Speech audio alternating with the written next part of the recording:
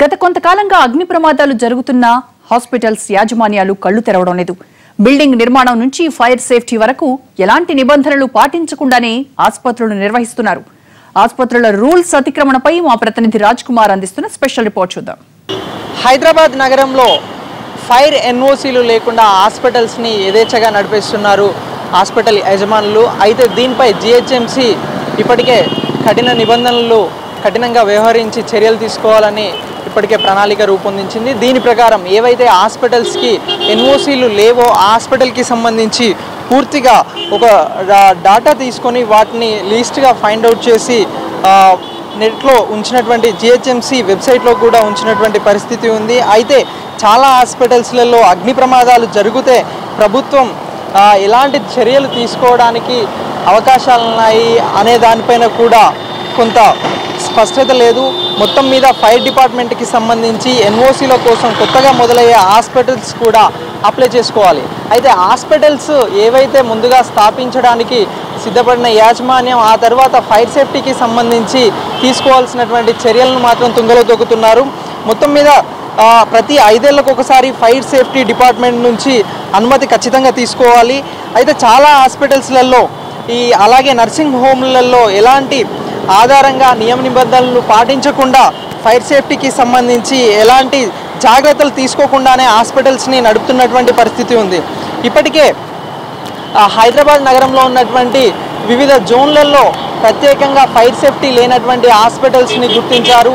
అలాగే Vasan eye hospital కూడా ఎలాంటి ఫైర్ సేఫ్టీ లేకుండానే నడిపిస్తున్నటువంటి పరిస్థితి ఉంది. నార్త్ జోన్లో ప్రధానంగా 100కు పైగా హాస్పిటల్స్లలో ఫైర్ సేఫ్టీకి సంబంధించినటువంటి జాగ్రత్తలు తీసుకోవడమే కాకుండా ప్రభుత్వం దగ్గర నుంచి తీసుకోవాల్సినటువంటి ఎన్ఓసీలను కూడా తీసుకోకుండానే హాస్పిటల్స్ని నడిపిస్తున్నారు. అయితే వీటిపై పూర్తిగా సీరియస్గా చర్యలు తీసుకోవడానికి ఫైర్ సేఫ్టీ డిపార్ట్మెంట్కి కూడా పూర్తి అధికారాలు లేని నేపథ్యంలోనే హాస్పిటల్స్ ఇలా విచ్చలవిడిగా ఫైర్ సేఫ్టీకి సంబంధించి ఎన్ఓసీలు లేకుండా హాస్పిటల్ నడిపిస్తున్నాయని చెప్తున్నారు. అయితే మొత్తం మీద ఎన్ఓసీలు తీసుకోకపోతే కోర్టుకు వెళ్ళనున్న ఫైర్ డిపార్ట్మెంట్ ఇప్పటికే నోటీసులను కూడా ఏవైతే ఫైర్ సేఫ్టీకి సంబంధించి ఎన్ఓసీలు తీసుకోకుండా హాస్పిటల్స్ నడిపిస్తున్నారో వారికి సంబంధించి కోర్టుకు వెళ్ళనున్నట్లు కూడా ఇప్పటికే ప్రభుత్వం ఒక నిర్ణయం తీసుకుంది. అయితే ఈ నేపథ్యంలో ఇప్పటికే నోటీసులు జారీ చేసినప్పటికీ కూడా హాస్పిటల్స్ ఏమాత్రం స్పందించడం లేదు. అయితే ఈ నోటీసుల అనంతరం మరికొన్ని రోజులలో షోకాజ్ నోటీసులను కూడా జిహెచ్ఎంసీ అధికారులు ఇటు ఫైర్ డిపార్ట్మెంట్ అధికారులు కూడా ఈ షోకాజ్ నోటీసులను జారీ చేయనున్నారు. షోకాజ్ నోటీసులను జారీ చేసిన తర్వాత ఒక 2 నెలల అదనపు సమయాన్ని కూడా ఫైర్కి సంబంధించి పూర్తి ఎవరైతే వైద్యం కోసం హాస్పిటల్స్కి వస్తారో వారికి రక్షణ కల్పించేందుకు పూర్తిగా ఫైర్ సేఫ్టీ పైన చర్యలు తీసుకోవాలని సూచిస్తున్నారు. ఈ షోకాజ్ నోటీస్ తర్వాత కూడా చర్యలు తీసుకునే నేపథ్యంలో ఖచ్చితంగా ఇటు ఆరోగ్య శాఖ అలాగే ఫైర్ డిపార్ట్మెంట్ కూడా ప్రభుత్వ పరంగా న్యాయపరంగా ఎలాంటి చర్యలు తీసుకోవడానికి హాస్పిటల్స్ని ఏ విధంగా ఈ ఫైర్కి సంబంధించి తగు చర్యలు తీసుకునేలా చర్యలు ఎలా తీసుకోవాలనే దానిపైన కూడా ఒక స్పష్టత తీసుకొని దీనిపై ఖచ్చితంగా చర్యలు తీసుకుంటేనే ఫైర్కి సంబంధించి కొంత స్పష్టత అలాగే అవగాహన వచ్చే అవకాశం ఉందని కూడా అంటున్నారు. ఫైర్ డిపార్ట్మెంట్ అనుమతులు లేకుండా యథేచ్ఛగా ప్రైవేట్ ఆసుపత్రులు నడుస్తున్నాయి. బిర్యానీ పాయింట్లు, బాటా షోరూమ్ ఉన్న ఓ బిల్డింగ్ లో ఆసుపత్రులు నిర్వహిస్తున్నారంటే పరిస్థితి ఎలా ఉందో అర్థం చేసుకోవచ్చు.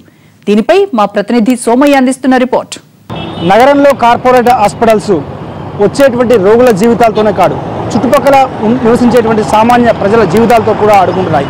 ఈ చేదు నిజం జిహెచ్ఎంసీ పరిధిలో ఉన్నటువంటి దాదాపు 100లాది హాస్పిటల్స్కు ఫైర్ సేఫ్టీ ఎన్ఓసీ లేకుండా 641 హాస్పిటల్స్ ఉన్నాయని ఫైర్ సేఫ్టీ డిపార్ట్మెంట్ తేల్చిపారేసింది. కొద్ది రోజుల క్రితమే 641 హాస్పిటల్స్ కూడా నోటీసులు ఇవ్వడం జరిగింది. 5 జోన్లుగా జిహెచ్ఎంసీ పరిధిలో ఉన్నటువంటి 5 జోన్లు west zone, south zone, north zone, east zone ఇలా 5 జోన్లుగా విభజించి దాదాపు 641 హాస్పిటల్స్కి నోటీసులు జారీ చేసింది. ప్రస్తుతం మనం వెస్ట్ జోన్లో ఉన్నాం. వెస్ట్ జోన్లో కూకట్పల్లి, అదేవిధంగా బాలనగర్, షేర్లింగంపల్లి, ఓల్డ్ బోయిన్పల్లి, మేడ్చల్, కొండాపూర్, చందానగర్, మియాపూర్, పటాన్ చెరువు, హైటెక్ సిటీ ఈ విధంగా ఈ ప్రాంతాలన్నీ ఇక్కడికి వస్తుంటాయి. ప్రస్తుతం మనం ఒక కార్పొరేట్ హాస్పిటల్ ముందు ఉన్నాం.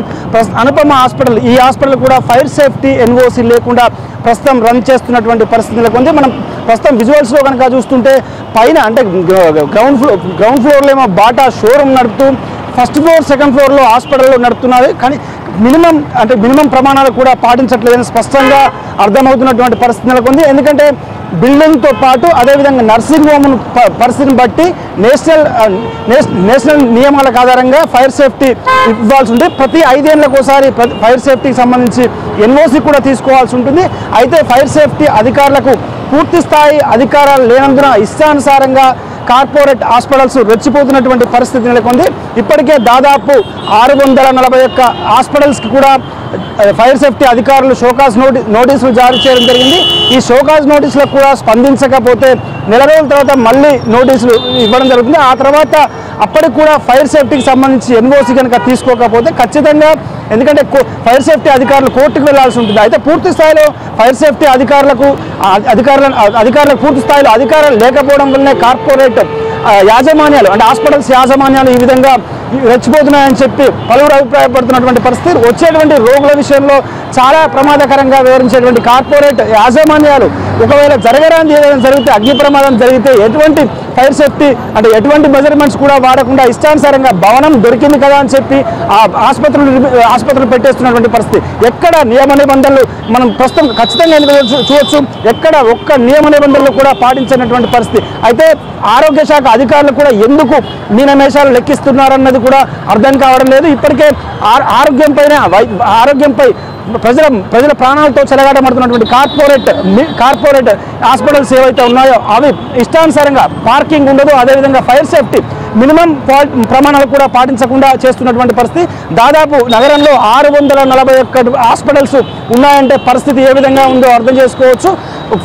జరగడానికి ఏదైనా ఫైర్ యాక్సిడెంట్ లేదంటే ఇతరత్ర ప్రమాదాలు ఏదైనా జరిగితే పూర్తి స్థాయిలో అందులో ఉండేటువంటి రోగులకి కాకుండా చుట్టుపక్కల నివసించేటువంటి సామాన్య ప్రజలకు కూడా పూర్తిగా ఇబ్బందులకు గురి చేసేటువంటి పరిస్థితి. అయితే కోట్లు పెట్టి హాస్పిటల్స్ పెట్టి కోట్లకు రోగుల నుంచి వసూలు చేస్తున్నటువంటి కార్పొరేట్ హాస్పిటల్స్ ఫైర్ సేఫ్టీ విషయంలో ఎందుకు ఇది ఇలా వ్యవహరిస్తున్నాయన్నది కూడా ఇప్పుడు ఆసక్తికరంగా మారింది. మొత్తం మీద చూసుకుంటే ఆరోగ్య శాఖ అధికారులు కూడా కార్పొరేట్ హాస్పిటల్ యాజమాన్యాల ఒత్తిడికి తలగ్గే ఈ విధంగా వ్యవహరిస్తున్నాయన్న ఆరోపణలు కూడా పూర్తిగా వినిపిస్తున్నాయి. పూర్తిగా ఫైర్ సేఫ్టీ అధికారులకు పూర్తి స్థాయి అధికారాలు ఇస్తే తప్ప ఫైర్ సేఫ్టీ విషయంలో కార్పొరేట్ హాస్పిటల్స్ నుంచి పూర్తి స్థాయిలో ఫైర్ సేఫ్టీ పెట్టేటువంటి అవకాశం ఉంది.